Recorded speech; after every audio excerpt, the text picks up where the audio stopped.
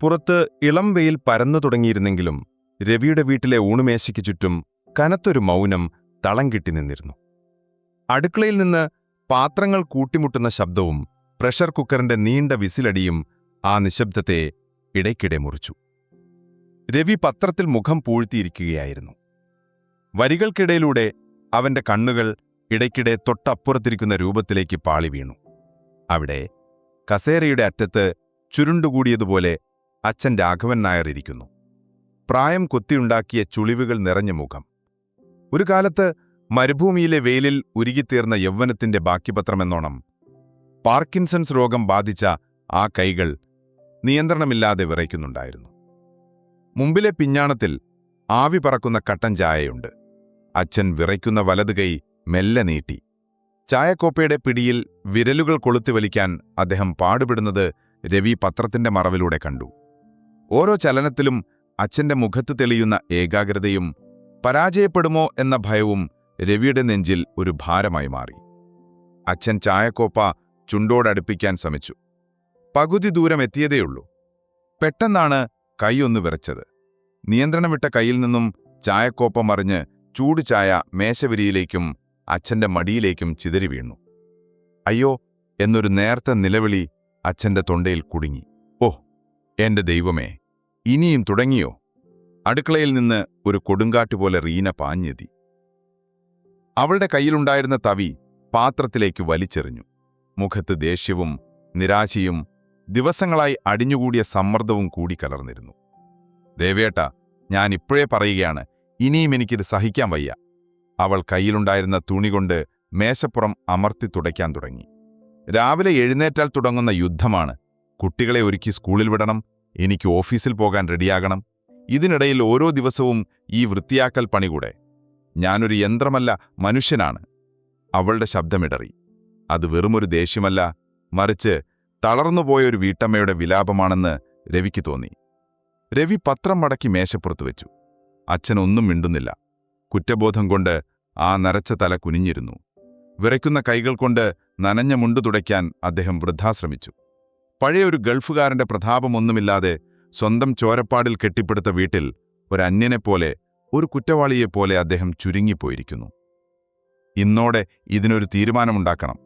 റീനയുടെ സ്വരം കടുത്തു. അതൊരപേക്ഷയായിരുന്നില്ല, അന്ത്യശാസനമായിരുന്നു. ഒന്നുകിൽ അച്ഛനെ നോക്കാൻ ആരെങ്കിലും നിർത്തണം, അല്ലെങ്കിൽ സുരക്ഷിതമായ എവിടെയെങ്കിലും. വാചകം മുഴുമിപ്പിക്കാതെ അവൾ അടുക്കളയിലേക്ക് തിരിഞ്ഞു നടന്നു. രവി അച്ഛനെ നോക്കി. ആ കണ്ണുകൾ നിറഞ്ഞിരുന്നു. അതിൽ അപേക്ഷയുണ്ടായിരുന്നില്ല, പകരം ആഴമേറിയ നിസ്സഹായത മാത്രം. തന്നെ പഠിപ്പിച്ചു വലുതാക്കാൻ, കുടുംബം പോറ്റാൻ ഗൾഫിലെ കൊടുംചൂടിൽ വർഷങ്ങളായി ഉരുകിത്തീർന്ന മനുഷ്യനാണ്. പക്ഷെ ഇന്ന് സമാധാനത്തിനു വേണ്ടി, നിത്യവും വീട്ടിലുണ്ടാകുന്ന കലഹങ്ങൾ ഒഴിവാക്കാൻ വേണ്ടി ആ അച്ഛനെ ഒഴിവാക്കാൻ രവി തീരുമാനിച്ചു. ഉള്ളിലെ മകൻ മരിച്ചു തുടങ്ങിയിരുന്നു.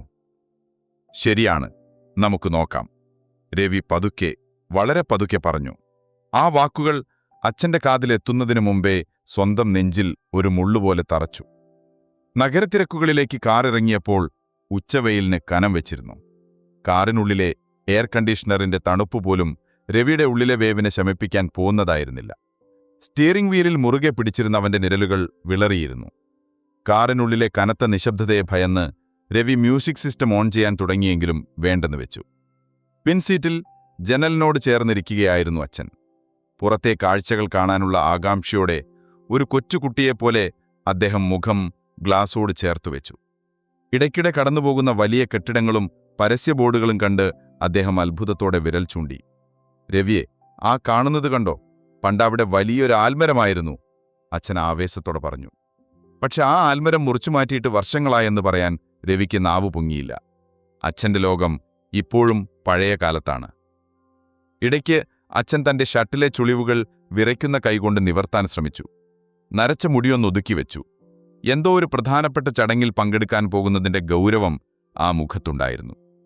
പെട്ടെന്ന് അദ്ദേഹം മുൻപോട്ടാഞ്ഞ് ഡ്രൈവിംഗ് സീറ്റിന്റെ പിന്നിൽ പിടിച്ചുകൊണ്ട് ചോദിച്ചു, മോനെ, നമ്മൾ എവിടെയാ പോണേ? വല്ല കല്യാണത്തിനും പോവുകയാണോ? ഞാൻ നല്ല കുപ്പായമൊന്നും എടുത്തില്ലല്ലോ. ആ ചോദ്യം രവിയുടെ നെഞ്ചിൽ ഒരു ചുട്ടുപഴുത്ത സൂചി പോലെ തറച്ചു. അച്ഛനൊന്നും ഓർമ്മയില്ല. എവിടേക്കാണ് പോകുന്നതെന്ന് പോലും അറിയില്ല. തന്നെ അണിഞ്ഞൊരുക്കി വൃദ്ധസദനത്തിൽ അഥവാ മരണത്തിനു മുൻപുള്ള കാത്തിരിപ്പ് കേന്ദ്രത്തിലേക്ക് കൊണ്ടുപോകുകയാണെന്ന് ആ പാവം മനുഷ്യൻ അറിയുന്നില്ല. അല്ല അച്ഛാ, നമ്മൾ ഒരിടം വരെയാണ്. രവി വാക്കുകൾക്കായി പരതി, തൊണ്ടയിൽ എന്തോ തടയുന്നതുപോലെ. ഒരു ബന്ധുവിന്റെ അടുത്തേക്കാണ്. അച്ഛൻ അവിടെ കുറച്ചു ദിവസം നിൽക്കാം. ഓ ശരി ശരി. അച്ഛൻ വീണ്ടും പുറത്തേക്ക് നോക്കി ചിരിച്ചു. നല്ല തിരക്കാണല്ലേ ഇപ്പോൾ. രവിയുടെ മനസ്സ് നിയന്ത്രണമില്ലാതെ 20 വർഷം പുറകോട്ട് പാഞ്ഞു. നെടുമ്പാശ്ശേരി എയർപോർട്ടിന്റെ എറൈവൽ ഗേറ്റ്. ആൾക്കൂട്ടത്തിനിടയിൽ അച്ഛനെ കാണാൻ കഴുത്തു നീട്ടി നിൽക്കുന്ന 10 വയസ്സുകാരൻ രവി. ഒടുവിൽ ഗേറ്റ് തുറന്നുവരുന്ന അച്ഛനെ കാണുമ്പോഴുണ്ടാകുന്ന ആ ആവേശം. കയ്യിൽ വലിയൊരു സ്യൂട്ട് കേസും തോളിലൊരു ബാഗും. കാറിൽ നിന്നിറങ്ങി വരുന്ന അച്ഛന്റെ ദേഹത്തു നിന്നും വരുന്ന പ്രത്യേക ഗന്ധം, അത്തറിന്റെയും വിദേശ സോപ്പിന്റെയും മണം. അത് ശ്വസിക്കാൻ രവി അച്ഛന്റെ മാറോട് ചേർന്ന് നിൽക്കും. സ്യൂട്ട് കേസ് തുറക്കുമ്പോൾ അതിൽ വർണ്ണക്കടലാസിൽ പൊതിഞ്ഞ ചോക്ലേറ്റുകൾ, മിന്നുന്ന റാപ്പറുള്ള ബിസ്ക്കറ്റുകൾ, ചിലപ്പോൾ ഒരു കളിപ്പാട്ടക്കാറും. എന്റെ മോൻ എന്താ വേണ്ടത്, അച്ഛൻ എല്ലാം കൊണ്ടുവന്നിട്ടുണ്ട് എന്നു പറഞ്ഞ് തന്നെ വാരിയെടുത്ത് തോളിലിരുത്തി നടക്കുന്ന ആ പഴയ അച്ഛൻ. അന്ന് ആ കൈകൾക്ക് ഉരുക്കിന്റെ ബലമായിരുന്നു. ഗ്രാമത്തിലെ വഴികളിലൂടെ അച്ഛന്റെ കൈപിടിച്ച് നടക്കുമ്പോൾ രവിക്ക് തോന്നാറുണ്ട്, തന്റെ അച്ഛനാണ് ലോകത്തിലെ ഏറ്റവും വലിയവനെന്ന്. ഇന്ന് റിയർവ്യൂ മിററിലൂടെ രവി നോക്കി. ആ പഴയ കരുത്തൻ ഇന്ന് ചുരുങ്ങിപ്പോയിരിക്കുന്നു. സ്വന്തം മകന്റെ കാരുണ്യത്തിനു വേണ്ടി കാത്തിരിക്കുന്ന, ഓർമ്മകൾ നഷ്ടപ്പെട്ട ഒരു വൃദ്ധൻ മാത്രം. ഗൾഫിലെ നരുഭൂമിയിൽ ഉരുകിത്തീർന്നത് സ്വന്തം ജീവിതമായിരുന്നില്ല, മറിച്ച് രവിയുടെ ഭാവിയായിരുന്നുവെന്ന് അവൻ തിരിച്ചറിയുകയായിരുന്നു. കണ്ണുകൾ നിറഞ്ഞുവരുന്നത് രവി അറിഞ്ഞു. കാഴ്ച മങ്ങാതിരിക്കാൻ അവൻ കണ്ണിറുക്കി അടച്ചു തുറന്നു. റോഡിലെ ട്രാഫിക് സിഗ്നൽ ചുവപ്പിൽ നിന്ന് പച്ചയായി മാറിയപ്പോൾ അവൻ ആക്സിലറേറ്ററിൽ ആഞ്ഞു ചവിട്ടി. ആ ഓർമ്മകളിൽ നിന്ന് ഓടി രക്ഷപ്പെടാനെന്ന പോലെ കാറ് മുന്നോട്ട് കുതിച്ചു. നഗരത്തിലെ ബഹളങ്ങളിൽ നിന്ന് മാറി വിജനമായൊരു കുന്നിൻ ചെരുവിലായിരുന്നു സ്നേഹതീരം. തുരുമ്പെടുത്തു തുടങ്ങിയ വലിയ ഇരുമ്പുഗേറ്റിനുമുള്ളിൽ സ്നേഹതീരം വയോജന സംരക്ഷണ കേന്ദ്രം എന്ന ബോർഡ് മങ്ങിത്തുടങ്ങിയിരുന്നു. രവി കാർ ഗേറ്റിനുള്ളിലേക്ക് കയറ്റുമ്പോൾ ഉണങ്ങിയ ഇലകൾ ചക്രങ്ങൾക്കടിയിൽ ഞെരിഞ്ഞമർന്നു. മുറ്റത്തൊരു വലിയ നിശബ്ദത തളം കെട്ടി നിന്നിരുന്നു. വരാന്തയിലെ ചാരുപടിയിലും മുറ്റത്തെ സിമന്റ് ബെഞ്ചുകളിലുമായി കുറേ വൃദ്ധജനങ്ങളിരിക്കുന്നു. ചിലർ ശൂന്യതയിലേക്ക് നോക്കിയിരുന്നു, ചിലർ തനിച്ചെന്തൊക്കെയോ പിറുപിറുക്കുന്നു. ജീവിതത്തിന്റെ സായാഹ്നത്തിൽ ഓർമ്മകളും പ്രിയപ്പെട്ടവരും ഉപേക്ഷിച്ചു പോയവരുടെ കൂടാരം. രവി അച്ഛനെ കാറിൽ നിന്നിറക്കി. അച്ഛൻ ചുറ്റുനോക്കി. ആ മുഖത്ത് പരിഭ്രമം പടരുന്നത് രവി കണ്ടു. ഇതാരാ മോനെ ഇരിക്കുന്നൊക്കെ? ഇതൊരു ആശുപത്രിയാണോ? അച്ഛൻ രവിയുടെ കൈയിൽ മുറുകെ പിടിച്ചു. ആ കൈകൾ വല്ലാതെ വിയർക്കുന്നുണ്ടായിരുന്നു. അല്ല അച്ഛാ, ഒരു ഗസ്റ്റ് ഹൗസ് പോലെയാണ്. രവി കണ്ണിമ്മ ചിമ്മാതെ കള്ളം പറഞ്ഞു. അച്ഛൻ കുറച്ചു ദിവസം ഇവിടെ നിന്നാൽ മതി, നല്ല കൂട്ടുകാരുണ്ടാകും. അവർ ഫയലുകൾക്കിടയിൽ മുഖം പൂഴ്ത്തിയിരുന്ന വാർഡൻ യാന്ത്രികമായി കാര്യങ്ങൾ ചോദിച്ചറിഞ്ഞു. അച്ഛന്റെ പേര്, വയസ്സ്, അസുഖവിവരങ്ങൾ. രവി മറുപടി പറയുമ്പോഴും അച്ഛന്റെ മുഖത്ത് നോക്കിയില്ല. ഒടുവിൽ ഒരു വെള്ള പേപ്പർ നീട്ടി അദ്ദേഹം പറഞ്ഞു, ഇവിടെ ഒപ്പിടൂ. രവി പേനയെടുത്തു. കൈ വിറയ്ക്കുന്നുണ്ടായിരുന്നു. ആ ഒപ്പൊരൊപ്പായിരുന്നില്ല, സ്വന്തം അച്ഛനെ ഒരു അനാഥനെപ്പോലെ ഉപേക്ഷിക്കുന്നതിന്റെ സമ്മതപത്രമായിരുന്നു. ഒപ്പിട്ട് തീർന്നപ്പോൾ പേനയ്ക്ക് വല്ലാത്തൊരു ഭാരം തോന്നി. വാർഡൻ എഴുന്നേറ്റ് അച്ഛൻ്റെ അടുത്തേക്ക് വന്നു. രാഘവൻ നായരല്ലേ, വരൂ, നമുക്ക് മുറി കാണാം. അച്ഛൻ ഭയത്തോടെ രവിയുടെ പിന്നിലേക്ക് മാറി. മോൻ പോവാണോ? അച്ഛൻ്റെ ശബ്ദമിടറി. എന്നെ ഇവിടെ ആക്കിയിട്ട് പോവാണോ? എനിക്ക് പേടിയാകുന്നു മോനെ. രവി അച്ഛൻ്റെ തോളിൽ പിടിച്ചു. കണ്ണു നിറയാതിരിക്കാൻ അവൻ പാടുപെട്ടു. ഇല്ല അച്ഛാ, ഞാൻ എവിടെ പോവാനാ? എനിക്കൊരു ചെറിയ മീറ്റിംഗ് ഉണ്ട്, അത് കഴിഞ്ഞ് വൈകിട്ട് വരും. അച്ഛൻ എവിടെ ഇരിക്കെ? വൈകിട്ട് വരുമല്ലോ, ഉറപ്പല്ലേ? കൊച്ചുകുട്ടിയെപ്പോലെ അച്ഛൻ ചോദിച്ചു. ഉറപ്പായും വരും. രവി വീണ്ടും കള്ളം പറഞ്ഞു. അതദ്ദേഹം വിശ്വസിച്ചു. വാർഡന്റെ കൂടെ നടക്കുമ്പോൾ അദ്ദേഹം ഇടയ്ക്കിടെ തിരിഞ്ഞു നോക്കുന്നുണ്ടായിരുന്നു. തന്നെ കൂട്ടിക്കൊണ്ടുപോകാൻ മകൻ തിരിച്ചുവരുമെന്ന പ്രതീക്ഷയിൽ അനങ്ങാതെ നിൽക്കുന്ന ആ രൂപം, ആ കാഴ്ച, അത് രവിയുടെ നെഞ്ചിൽ തീക്കണൽ വാരിയിട്ടതുപോലെ നീറി. അവൻ വേഗത്തിൽ കാറിൽ കയറി ഡോർ വലിച്ചടച്ചു. ആ കാഴ്ചയിൽ നിന്ന്, ആ കുറ്റബോധത്തിൽ നിന്ന് എത്രയും വേഗം ഓടി രക്ഷപ്പെടാൻ അവൻ ആക്സിലറേറ്ററിൽ ചവിട്ടി. വീട്ടിലേക്കുള്ള മടക്കയാത്രയിൽ രവി കാർ റേഡിയോ ഓൺ ചെയ്തില്ല. മനസ്സ് നിറയെ ആ ഗ്രില്ലിൽ പിടിച്ചു നിൽക്കുന്ന അച്ഛന്റെ രൂപമായിരുന്നു. വീടിന്റെ ഗേറ്റ് തുറന്ന് കാർ പോർച്ചിൽ നിർത്തുമ്പോൾ സമയം സന്ധ്യയായിരുന്നു. ഉമ്മറത്ത് എന്നും ചാലുകസേരയിൽ പത്രം വായിച്ചിരിക്കാറുള്ള അച്ഛന്റെ രൂപം അവിടെയില്ല. ആ കസേര ഒഴിഞ്ഞുകിടക്കുന്നു. കാറ്റിൽ അതൊന്ന് ഇളകിയാടിയപ്പോൾ രവിയുടെ ഉള്ളിലൊന്ന് കാളി. അകത്തേക്ക് കയറിയതും റീന വലിയൊരു ഭാരമൊഴിഞ്ഞ ആശ്വാസത്തിലായിരുന്നു. അവൾ സോഫയിലേക്ക് ചാഞ്ഞുകൊണ്ട് പറഞ്ഞു, ഹോ, ഇപ്പോഴാണ് ഒന്ന് ശ്വാസം വിടാൻ പറ്റിയത്. വീടൊന്ന് വൃത്തിയാക്കി വരാൻ തന്നെ എന്തൊരു പാടായിരുന്നു. അവൾ രവിയെ നോക്കി ചിരിച്ചു. ഇനി നമുക്ക് സമാധാനമായിട്ട് കിടന്നുറങ്ങാം. കുട്ടികളുടെ പഠിത്തകാര്യവും ശ്രദ്ധിക്കാം. ആ ചുമയും ഞരക്കവും ഒന്നും ഇനി കേൾക്കേണ്ടല്ലോ. റീനയുടെ ആശ്വാസവാക്കുകൾ രവിക്ക് അരോചകമായി തോന്നി. അവൻ മറുപടി പറയാതെ നേരെ അച്ഛന്റെ മുറിയിലേക്ക് നടന്നു. വാതിൽ തുറന്നപ്പോൾ ഇരുട്ട് നിറഞ്ഞു കിടക്കുന്നു. സ്വിച്ചിട്ടപ്പോൾ തെളിഞ്ഞ വെളിച്ചത്തിൽ ആ മുറി വല്ലാതെ വലുതായി പോയതുപോലെ തോന്നി. അച്ഛൻ കിടക്കാറുള്ള കട്ടിൽ വിരിച്ചിട്ടതുപോലെ തന്നെ കിടക്കുന്നു. ചുളിവുകളില്ലാത്ത, ആരും കിടക്കാനില്ലാത്ത കട്ടിൽ. കട്ടിലിനരികിലെ ടീപ്പോയിയിൽ അച്ഛൻ സ്ഥിരമായി കേൾക്കാറുള്ള ആ പഴയ റേഡിയോ ഇരിക്കുന്നു. പാട്ട് കേൾക്കാനല്ല, വാർത്ത കേൾക്കാൻ മാത്രം അച്ഛൻ ഉപയോഗിച്ചിരുന്ന ആന്റിന ഒടിഞ്ഞ പഴയ റേഡിയോ. ഇനി ആ മുറിയിൽ അത് ശബ്ദിക്കില്ല. അച്ഛന്റെ വിറയ്ക്കുന്ന കൈകൾ ഇനി അതിന്റെ നോബ് തിരിക്കില്ല. രവി പതുക്കെ ആ കട്ടിലിൽ ഇരുന്നു. തലയിണയിൽ മുഖമമർത്തി. വിക്സിന്റെയും കുഴമ്പിന്റെയും പിന്നെ വാർദ്ധക്യത്തിൻ്റേതായതുമായ ഒരു പ്രത്യേക ഗന്ധം അവിടെ തങ്ങി നിൽക്കുന്നുണ്ടായിരുന്നു. ആ ഗന്ധം, അത് അച്ഛന്റെ ഗന്ധമായിരുന്നു. പെട്ടെന്ന് രവിയുടെ ശ്വാസം മുട്ടുന്നതുപോലെ തോന്നി. മോനെ എന്ന വിളി ആ മുറിയുടെ ചുമരുകളിൽ എവിടെയോ തങ്ങി നിൽക്കുന്നുണ്ടോ? അത്താഴത്തിന് റീന വിഭവസമൃദ്ധമായ ഭക്ഷണമാണ് ഉണ്ടാക്കിയിരുന്നത്. രവിയേട്ടൻ ഇഷ്ടമുള്ള മീൻകറിയുണ്ട്. അവൾ വിളമ്പി. ഇന്ന് സമാധാനമായിട്ട് കഴിക്കാലോ. രവി ചോറ് കുഴച്ചു. ഒരു ഉരുള വായിലേക്ക് വയ്ക്കാൻ നോക്കി. പക്ഷേ കൈ പൊങ്ങുന്നില്ല. എന്നും അത്താഴത്തിന് അച്ഛൻ കൈവിറച്ച് ചോറ് താഴെ കളയുമ്പോൾ താൻ ദേഷ്യപ്പെടാറുണ്ടായിരുന്നു. ഒന്ന് ശ്രദ്ധിച്ച് കഴിച്ചുകൂടി അച്ഛ എന്ന് പലപ്പോഴും അലറിയിട്ടുണ്ട്. ഇന്ന് മേശപ്പുറം വൃത്തിയായിരിക്കുന്നു. ഒരു വറ്റുപോലും താഴെ വീണിട്ടില്ല. പക്ഷേ ആ വൃത്തി രവിയെ ഭയപ്പെടുത്തി. തന്റെ മുൻപിലിരിക്കുന്ന ഒഴിഞ്ഞ കസേരയിലെ ശൂന്യത അവനെ നോക്കി കൊഞ്ഞനം കുത്തുന്നതുപോലെ. എന്താ കഴിക്കാത്തത്? റീനയുടെ ചോദ്യത്തിന് മറുപടി പറയാതെ രവി പാതി വഴിയിൽ എണ്ണേറ്റു. എനിക്ക് വിശപ്പില്ല. കൈ കഴുകി തിരികെ വരുമ്പോൾ വീട് നിശബ്ദമായിരുന്നു. ഭയാനകമായ നിശബ്ദത. എന്നും രാത്രിയിൽ അപ്പുറത്തെ മുറിയിൽ നിന്ന് അച്ഛന്റെ ചുമയ്ക്കലോ തിരിഞ്ഞുകിടക്കുമ്പോഴുള്ള കട്ടിലിന്റെ കരച്ചിലോ കേൾക്കാം. അത് തനിക്കൊരു ശല്യമാണെന്ന് കരുതിയിരുന്നു. എന്നാൽ ഇന്ന് ആ ശബ്ദങ്ങളില്ലാത്ത വീട് ഒരു ശവപ്പറമ്പ് പോലെ നിശ്ചലമായിരിക്കുന്നു. താൻ അച്ഛനെയല്ല, ഈ വീടിന്റെ ജീവനെയാണ് പടിയിറക്കി വിട്ടതെന്ന് രവിക്ക് തോന്നിത്തുടങ്ങി. ആ ശൂന്യത അവനെ വിഴുങ്ങാൻ വാപിളർന്ന് നിൽക്കുകയായിരുന്നു. രാത്രി ഏറെ വൈകിയിരുന്നു. ചുമരിലെ ക്ലോക്കിൽ മണി 2 കഴിഞ്ഞു. റീന എപ്പോഴേ ഉറങ്ങി. അവളുടെ ശാന്തമായ ശ്വാസോച്ഛ്വാസം മുറിയിലെ നിശബ്ദതയിൽ കേൾക്കാം. പക്ഷേ രവിയുടെ കണ്ണുകൾക്ക് മാത്രം ഉറക്കം അന്യമായിരുന്നു. അവൻ തിരിഞ്ഞും മറിഞ്ഞും കിടന്നു. കണ്ണടയ്ക്കുമ്പോഴെല്ലാം മനസ്സിൽ തെളിയുന്നത് സ്നേഹതീരത്തിന്റെ ഇരുമ്പ് ഗ്രില്ലിൽ പിടിച്ചു നിൽക്കുന്ന അച്ഛന്റെ രൂപമാണ്. മോൻ വരുമല്ലോ അല്ലേ എന്ന ആ ചോദ്യം ഇരുട്ടിൽ പ്രതിധ്വനിക്കുന്നതുപോലെ അവന് തോന്നി. ഫാനിന്റെ മൂളലിനു പോലും അച്ഛന്റെ ഞരക്കത്തിന്റെ ശബ്ദമാണോ? രവി എഴുന്നേറ്റ് വെള്ളം കുടിച്ചു. തൊണ്ട വരളുന്നു. ജനാലയ്ക്കുള്ളിലൂടെ പുറത്തേക്ക് നോക്കി.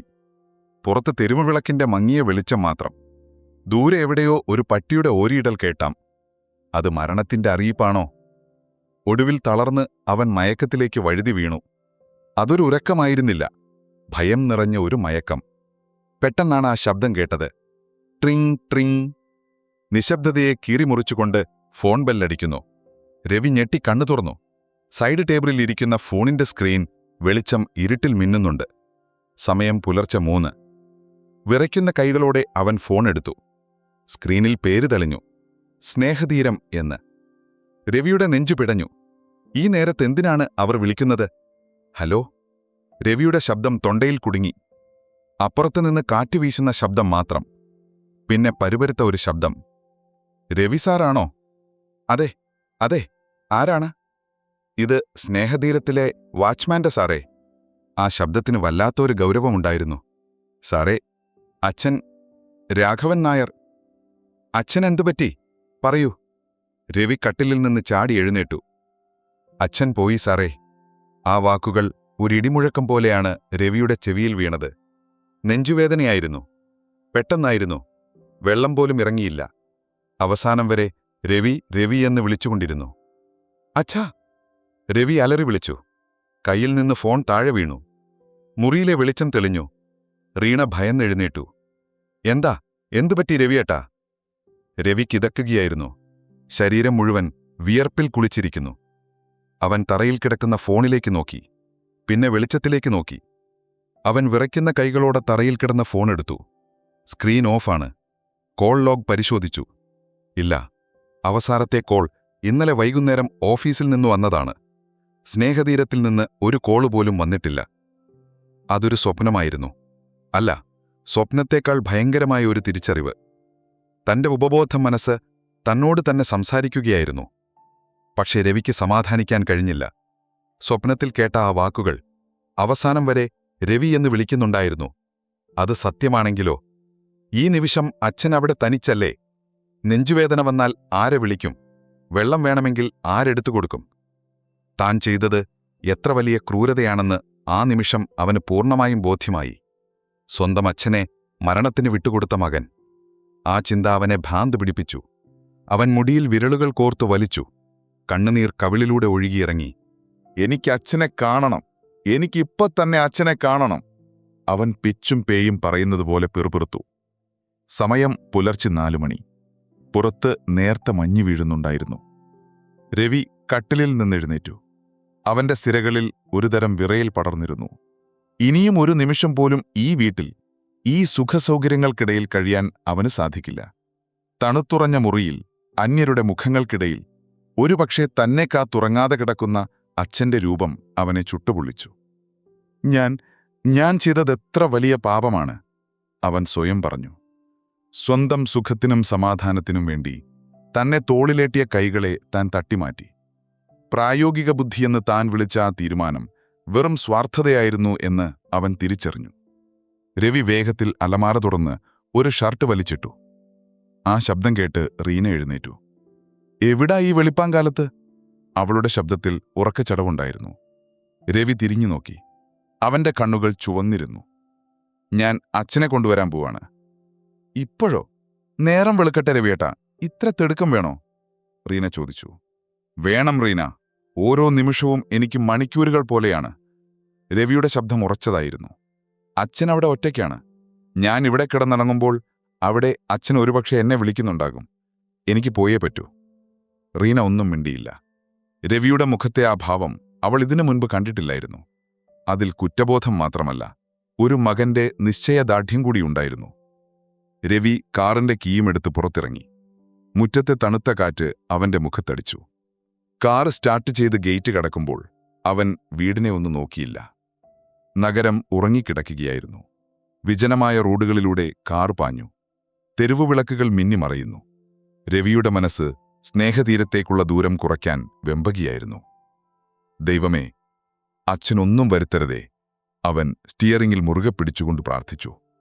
ഒരവസരം, ഒരു മാപ്പ് പറയാനെങ്കിലും എനിക്ക് അവസരം തരണേ. ഇനി ഒരിക്കലും ഞാൻ അച്ഛനെ കൈവിടില്ല. റോഡിലെ ഓരോ വളവുകളും തിരിവുകളും അവന് ചിരപരിചിതമായിരുന്നെങ്കിലും ഇന്ന് ആ യാത്രയ്ക്ക് വല്ലാത്തൊരു ദൈർഘ്യം തോന്നി. മഞ്ഞു വീഴുന്ന റോഡിലൂടെ കാർ ചീറിപ്പാഞ്ഞു. വെളിച്ചം വീണു തുടങ്ങിയിട്ടുണ്ടായിരുന്നില്ല. റോഡിനിരുവശവുമുള്ള മരങ്ങൾ മൂടൽമഞ്ഞിൽ അവ്യക്തമായ രൂപങ്ങൾ പോലെ തോന്നി. സ്നേഹതീരത്തിന്റെ ഗേറ്റിന് മുന്നിൽ കാർ നിർത്തുമ്പോൾ വല്ലാത്തൊരു നിശബ്ദത അവിടെ തളം കെട്ടി നിന്നിരുന്നു. വലിയ ഇരുമ്പ് ഗേറ്റ് അടഞ്ഞുകിടക്കുന്നു. സെക്യൂരിറ്റി ഗേറ്റിനടുത്ത് ഒരു കമ്പിളി പുതപ്പിൽ പൊതിഞ്ഞ് കസേരയിൽ ഉറക്കം തൂങ്ങിയിരിപ്പുണ്ടായിരുന്നു. രവി കാറിന്റെ ഹോൺ തുടർച്ചയായി മുഴക്കി. ആ നിശബ്ദതയിൽ അത് ഭയാനകമായി മുഴങ്ങി. സെക്യൂരിറ്റി ഞെട്ടിയുണർന്നു. കണ്ണുകൾ തുരുമിക്കൊണ്ട് അയാൾ ഗേറ്റിനടുത്തേക്ക് വന്നു. ആരാ? അയാൾ അമ്പരപ്പോടെ ചോദിച്ചു. ഗേറ്റ് തുറക്കൂ, വേഗം! രവി കാറിന്റെ വിൻഡോ താഴ്ത്തി അലറി. ഗേറ്റ് പാതി തുറന്നതും രവി കാർ പോർച്ചിലേക്ക് ഇരച്ചുകയറി. വണ്ടി നിർത്തിയുടനെ അവൻ പുറത്തേക്ക് ചാടിയിറങ്ങി. കാറിന്റെ ഡോർ പോലും അടയ്ക്കാൻ നിൽക്കാതെ അവൻ പ്രധാന കെട്ടിടത്തിലേക്ക് ഓടി. അച്ഛാ, രാഘവൻ നായർ എന്നവന്റെ ശബ്ദം ആ വരാന്തകളിൽ പ്രതിധ്വനിച്ചു. Reception counter ശൂന്യമായിരുന്നു. മരുന്നിന്റെയും ഫിനോയിലിന്റെയും രൂക്ഷഗന്ധം അവനെ സ്വാഗതം ചെയ്തു. നീണ്ട ഇടനാഴിയിലൂടെ അവൻ ഭ്രാന്തനെ പോലെ ഓടി. അച്ഛനെ കിടത്തിയ ഡോർമിറ്ററിയുടെ വാതിൽ പൂട്ടിയിട്ടില്ലായിരുന്നു. അവൻ വാതിൽ തള്ളി തുറന്നു. അരണ്ട വെളിച്ചത്തിൽ നിരനിരയായി കിടത്തുന്ന കട്ടിലുകൾ. അവൻ അച്ഛന്റെ ബെഡിനടുത്തേക്ക് ഓടി. പക്ഷേ ആ ബെഡ് ഒഴിഞ്ഞുകിടക്കുകയായിരുന്നു. വിരിച്ചിട്ട വെളുത്ത വിരിയിൽ ആരുമില്ല. തലയിണയിൽ ആരും കിടന്ന പാടില്ല. രവിയുടെ തല കറങ്ങുന്നതുപോലെ തോന്നി. അച്ഛാ, അച്ഛൻ എവിടെ? അവന്റെ തൊണ്ട വരണ്ടു. ആ സ്വപ്നം, ആ ഫോൺ കോൾ, അത് സത്യമായിരുന്നു. അച്ഛൻ തന്നെ വിട്ടുപോയോ? അച്ഛാ! അവൻ കരച്ചിലിന്റെ വക്കിലെത്തി. അവൻ മുറിയിൽ നിന്ന് പുറത്തിറങ്ങി. വരാന്തയുടെ അറ്റയടത്ത് പുറത്തേക്ക് തറക്കുന്ന ഒരു വാതിൽ പാതി തുറന്നു കിടക്കുന്നു. തണുത്ത കാറ്റ് അതിലൂടെ അകത്തേക്ക് വീശുന്നു. രവി അങ്ങോട്ട് നടന്നു. വരാന്തയിലേക്കിറങ്ങി. പുറത്തു നല്ല തണുപ്പായിരുന്നു. മഞ്ഞിന്റെ നേർത്ത പാളികൾ ഭൂമിയിൽ വീണ് കിടന്നിരുന്നു. വരാന്തയുടെ അറ്റയടത്ത് ഒരു പഴയ കോൺക്രീറ്റ് ബെഞ്ചുണ്ട്. അവിടെ ഇരുട്ടിലൊരു രൂപം. രവി ശ്വാസമടക്കി പിടിച്ചുകൊണ്ട് അങ്ങോട്ട് നടന്നു. അത് അച്ഛനായിരുന്നു. കാലുകൾ മടക്കി കൈകൾ നെഞ്ചോട് ചേർത്ത് വെച്ച് ഒരു പന്ത് പോലെ ചുരുണ്ടുകൂടി കിടക്കുന്നു. തണുപ്പ് മാറ്റാൻ ഒരു പുതപ്പ് പോലുമില്ല. അച്ഛാ! രവിയുടെ ശബ്ദം നേർത്തുപോയി. അവൻ ഓടിച്ചെന്ന് ആ ബെഞ്ചിനരികൾ മുട്ടുകുത്തി. വിറയ്ക്കുന്ന കൈകളുണ്ട് അച്ഛന്റെ തോളിൽ തൊട്ടു. അച്ഛന്റെ ശരീരം മഞ്ഞുപോലെ തണുത്തിരുന്നു. അച്ഛാ! അവൻ ഉറക്കി വിളിച്ചു. രാഘവൻ നായർ സാവധാനം കണ്ണു തുറന്നു. മങ്ങിയ വെളിച്ചത്തിൽ മകന്റെ മുഖം കണ്ടപ്പോൾ ആ ചുളിഞ്ഞു വീണ മുഖത്ത് ഒരു പുഞ്ചിരി വിരിഞ്ഞു. അത്ഭുതമോ പരാതിയോ പരിഭവമോ ഒന്നുമില്ലാതെ വളരെ സ്വാഭാവികമായി അദ്ദേഹം പറഞ്ഞു, മോൻ വന്നോ? ഞാൻ കരുതി വഴിതെറ്റി കാണുമെന്ന്. ആ വാക്കുകൾ രവിയുടെ നെഞ്ച് തകർത്തു. അച്ഛാ, അച്ഛൻ എന്തിനാ ഇവിടെ കിടക്കുന്നത്? അകത്തുപോയി കിടന്നൂടെ? അച്ഛൻ പതുക്കെ എഴുന്നേറ്റിരുന്നു. അകത്ത് കിടന്നാൽ വണ്ടിയുടെ ഉച്ച കേൾക്കില്ലല്ലോ മോനെ. മോൻ വരുമ്പോൾ ഗേറ്റ് തുറക്കാൻ ആരുമില്ലെങ്കിൽ കാത്തു നിൽക്കേണ്ടി വരില്ലേ? അതുകൊണ്ട് ഞാനിവിടെ തന്നെ ഇരുന്നു. രവിക്ക് പിടിച്ചു നിൽക്കാനായില്ല. അവൻ അച്ഛന്റെ തണുത്തുറഞ്ഞ കാലുകൾ വാരിപ്പുണർന്നു. അവന്റെ കണ്ണുനീർ അച്ഛന്റെ കാലുകളിൽ വീണു. അവനോട് ക്ഷമിക്കച്ച, മാപ്പ്, എന്നെ കൊല്ലച്ച, എന്നെ തല്ല്, എന്നെ ഉപേക്ഷിക്കല്ലച്ച. അവൻ കൊച്ചുകുട്ടിയെപ്പോലെ പൊട്ടിക്കരഞ്ഞു. അച്ഛൻ വിറയ്ക്കുന്ന കൈകളാൽ മകന്റെ തലയിൽ തലോടി. എന്തിനാ മോനെ കരയുന്നത്? സാരമില്ല, മോൻ വന്നല്ലോ, അതു മതി. അച്ഛന്റെ കൈകളുടെ ചൂട് രവിയുടെ ഉള്ളിലെ കുറ്റബോധത്തിന്റെ തണുപ്പിനെ അലിച്ചു കളഞ്ഞു. ആ സ്നേഹത്തിന് മുന്നിൽ താൻ എത്ര ചെറുതാണെന്ന് അവൻ തിരിച്ചറിഞ്ഞു. വാ, നമുക്ക് പോകാം, നമ്മുടെ വീട്ടിലേക്ക്. രവി എഴുന്നേറ്റ് അച്ഛനെ താങ്ങിപ്പിടിച്ചു. സൂര്യൻ ഉദിച്ചു വരുന്നു. മടക്കയാത്രയിൽ രവി അച്ഛനെ കാറിന്റെ മുൻസീറ്റിൽ തന്നെയാണ് ഇരുത്തിയത്. അച്ഛനാണ് ഈ വണ്ടിയുടെയും തന്റെ ജീവിതത്തിന്റെയും നായകൻ എന്ന പോലെ. യാത്രക്കിടയിൽ അച്ഛൻ ചോദിച്ചു, നമ്മൾ വീട്ടിലേക്കല്ലേ മോനെ? അതെ അച്ഛ, നമ്മുടെ വീട്ടിലേക്ക്. ഇനി അച്ഛൻ എങ്ങോട്ടുമില്ല, എന്റെ കൂടെ തന്നെ ഉണ്ടാകും. രവി അച്ഛന്റെ കയ്യിൽ മുറുകെ പിടിച്ചു. ആ പിടിയിൽ ഒരുറപ്പുണ്ടായിരുന്നു. ഇനി ആരു പറഞ്ഞാലും എന്തു സംഭവിച്ചാലും ഈ കൈ വിടില്ല എന്ന ഉറപ്പ്. കാറ് മുറ്റമുട്ടിലേക്ക് കയറുമ്പോൾ ഉമ്മറത്തെറീന കാത്തിരിപ്പുണ്ടായിരുന്നു. അവളുടെ മുഖത്ത് ദേഷ്യമില്ല, മറിച്ച് ഒരു കുറ്റബോധം നിഴലിച്ചിരിക്കുന്നു. രവി അച്ഛനെ പിടിച്ചിറക്കി. പ്രഭാതസൂര്യന്റെ പൊൻകിരണങ്ങൾ അവർക്കുമേൽ പതിച്ചു. അത് പുതിയൊരു ജീവിതത്തിന്റെ തുടക്കമായിരുന്നു.